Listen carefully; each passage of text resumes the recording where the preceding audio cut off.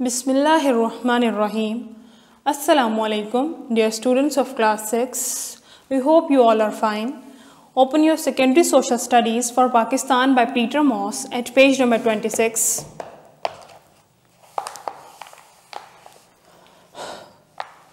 प्यारे बच्चों, हम chapter number 6 the climate of south Asia इसकी रीडिंग कर रहे थे और इसकी डिस्कशन कर रहे थे। आज हम जो हाफ हमारा रिमेनिंग चैप्टर है उसको डिस्कस करेंगे। Let's start. Cyclones. In this region, these generally begin in the Arabian Sea and slowly move towards the land, but quite often they subside before reaching the coast. South Asia में जो cyclones आते हैं, cyclones को हमने पिछले chapter में बहुत detail से डिस्कस किया है। साइक्लोन्स जो साउथ एशिया के इलाके में साइक्लोन्स आते हैं वो अरेबियन सी, बहिर अरब से शुरू होते हैं और वहाँ से समंदर से आहिस्ता आहिस्ता ज़मीन खुश्की की तरफ मूव करना शुरू करते हैं। लेकिन खुश्की तक आते आते क्या होता है, ये जो साइक्लोन्स हैं इनकी रफ्तार में कमी आ जाती है और आहिस्ता आहिस्ता ये बिल्कुल ही ख़त्म हो जाते हैं। सबसाइड मतलब कम से कमतर होते जाते हैं साहिल पर आते आते। Fortunately, Pakistan does not suffer from frequent tropical cyclones, although the entire coastline can be affected by them. किस्मत सही मतलब पाकिस्तान की अच्छी किस्मत है, यहाँ पे साइक्लोन्स बहुत ही कम आते हैं। लेकिन पाकिस्तान के जो साहिली इलाके हैं, जो समंदरों के इर्द गिर्द साहिल हैं, उनके पास जो आबादी है वो वाले जो इलाके हैं वहाँ पर साइक्लोन्स कभी कभार आते हैं और तबाही मचाते हैं। However, Bangladesh is severely affected by the cyclones that rise in the Bay of Bengal. Bay of Bengal से उठने वाले जो साइक्लोन हैं वो किस तरफ जाते हैं, वो बांग्लादेश की तरफ जाते हैं और बांग्लादेश में बहुत ज़्यादा फिर नुकसान होता है। The coastal areas of Bangladesh suffer much damage as a result. तो फिर क्या होता है, साइक्लोन आते हैं और जो बांग्लादेश के साहली इलाके हैं, जो उनके समंदरों के इर्द गिर्द के इलाके हैं, वो बहुत ज़्यादा वहाँ पर नुकसान होता है। Tropical cyclones are likely to occur in May-June before the monsoons or after them in September-October. अब जो साइक्लोन्स हैं ये आते कब हैं, या तो ये मई-जून में, मई या जून के महीने में मानसून से पहले, या फिर मानसून की बारिशों के बाद सितंबर और अक्टूबर में आते हैं। नेक्स्ट टॉपिक हमारे पास है पेज नंबर 27 के ऊपर, thunder storms and dust storms.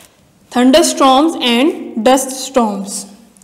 These storms form on land at the same times of the year as tropical cyclones form on the sea.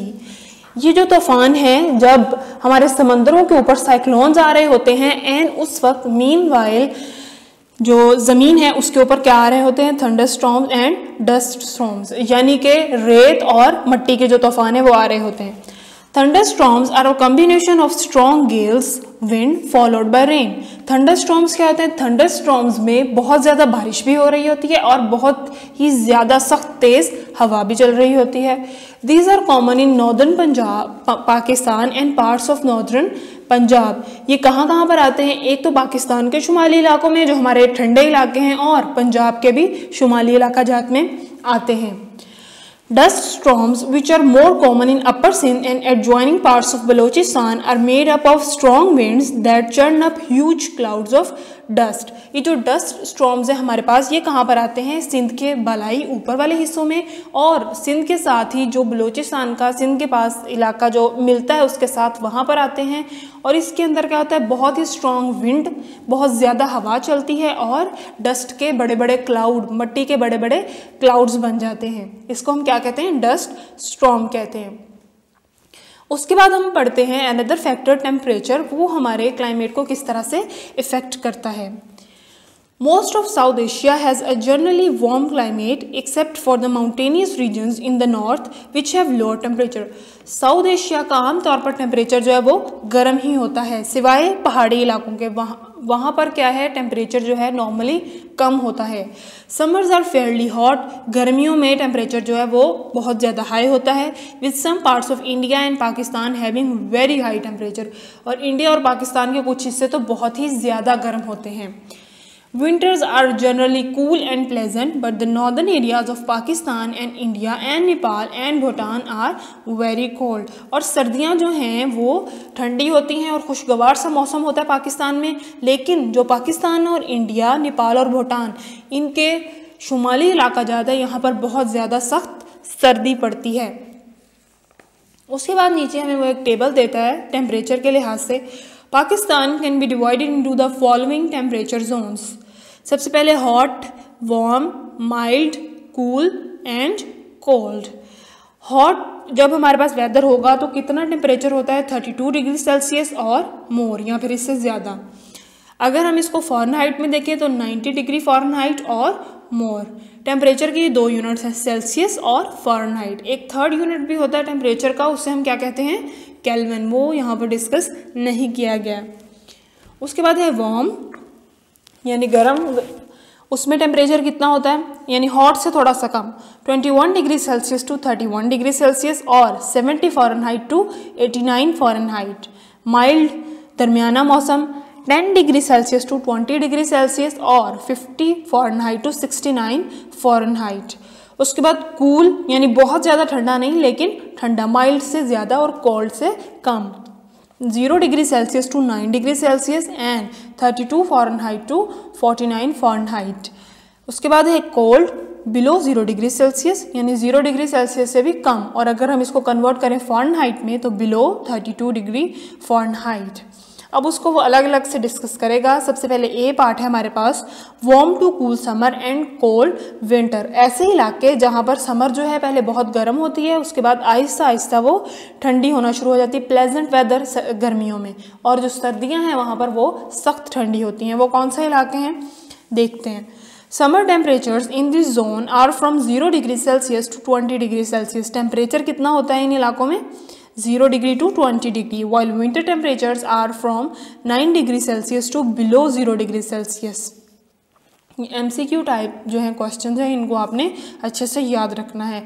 The northern mountain areas fall in this climatic zone. इस तरह के climate में कौन से areas आते हैं, जो हमारे पहाड़ी शुमाल में पहाड़ी इलाके हैं वो तमाम इस कैटेगरी में फॉल करते हैं। उसके बाद हमारे पास जो सेकेंड रेंज है वो है warm summer and cool winter. गर्म जो है वो गर्मियां हैं, और उसके बाद माइल्ड से ज़्यादा यानी बहुत ज़्यादा ठंडी नहीं लेकिन दरमियानी सी सर्दियां हैं। Highest temperature range between 21 degree Celsius to 31 degree Celsius and the lowest are from 0 degree Celsius to 9 degree Celsius. ये भी आपने समर का और विंटर दोनों का टेम्परेचर याद रखना है। Most of the western highlands fall in this climatic zone. ज़्यादातर पाकिस्तान के जो मगरबी इलाका जाते हैं वो इस कैटेगरी में आते हैं। उसके बाद है hot summer and mild winter, यानी गर्मियों में जो है वो बहुत ज़्यादा गर्मी, लेकिन माइल्ड विंटर का क्या मतलब है, दरमियानी सी सर्दियाँ। The temperature ranges from 35 degree Celsius in the hottest month, यानी मई जून जुलाई के जो मंथ्स हैं उनमें 35 degree Celsius to 20 degree to 10 degree Celsius in the coldest month. और जो ठंडे हमारे महीने हैं यानी दिसंबर, जनवरी, फरवरी, उनमें कितना टेम्परेचर होता है 20 to 10 degree Celsius. This climate covers most of the Indus plains, the Punjab and Sindh to western and southern Balochistan. ये पाकिस्तान में जो हमारे मैदानी इलाके हैं पंजाब और सिंध के, जो मगरबी शुमाली इलाके हैं, उनको कवर करता है। In some places, however, like Sibbi and Jacobabad, summer temperatures have even gone up to and over 50 degree Celsius. Sibi और जैकोबाबाद के जो इलाके हैं वहाँ पर टेम्परेचर जो है 50 डिग्री सेल्सियस से भी ऊपर चला जाता है। बहुत हॉट समर होती है, यहाँ पर शदीद गर्मी पड़ती है। उसके बाद हमारे पास लास्ट कैटेगरी है warm summer and mild winter. Summer temperatures range from 21 degree to 31 degree Celsius and winter temperatures are between 20 degree to 10 degree Celsius. The narrow coastal strips along the Arabian Sea has this kind of climate। बहीरा अरब के पास जो साहली इलाका है वहाँ पर ये वाले टेम्परेचर जो हैं एग्जिस्ट करते हैं। बच्चों आप ये साइड पर पिक्चर में एक मैप देख रहे हैं, ये साइड पे की दी गई है, हमने पहले भी इस मैप को डिस्कस किया हुआ है। ये जो पैरेट ग्रीन कलर है ये हॉट समर और माइल्ड विंटर को शो करता है, यानी ये जो सी कैटेगरी है, आप इसको लेबल भी कर सकते हो। उसके बाद ये जो सी ग्रीन सा कलर है ये वार्म समर और माइल्ड विंटर को शो करता है, वो यहाँ पर शो नहीं, ये डी पार्ट में बहुत कम क्वांटिटी में शो किया गया है, इसको भी आप लेबल करें। उसके बाद येलो कलर जो है वार्म समर को और कूल विंटर को, ये येलो कलर है। और लास्ट वन हमारे पास है warm to cold summer, cool to cold winter. ये हमारे पास ए जो कैटेगरी है ग्रीन, डार्क ग्रीन कलर में, ये इस टेम्परेचर को शो करती है। उसके बाद बच्चों इस चैप्टर के हमने फर्स्ट 2 क्वेश्चन जो थे वो लास्ट वीडियो में डिस्कस किए थे। अब हमने लास्ट 2 क्वेश्चन जो हैं वो डिस्कस करने हैं। Question number 3 is how does the distribution of rainfall affects agriculture and vegetation in Pakistan.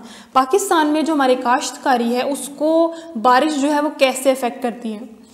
Rain determines the vegetation and crops, though not as much in Pakistan as in many other countries except the northern and western regions.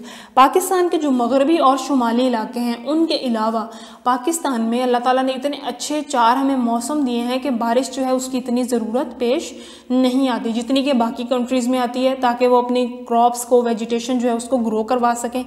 Pakistan में अल्लाह ताला ने मौसम इतने अच्छे बनाए हैं जिसकी वजह से बारिश की कोई ख़ास ज़रूरत नहीं पड़ती, लेकिन मगरबी और शुमाली इलाकों में बारिश की ज़रूरत पड़ती है।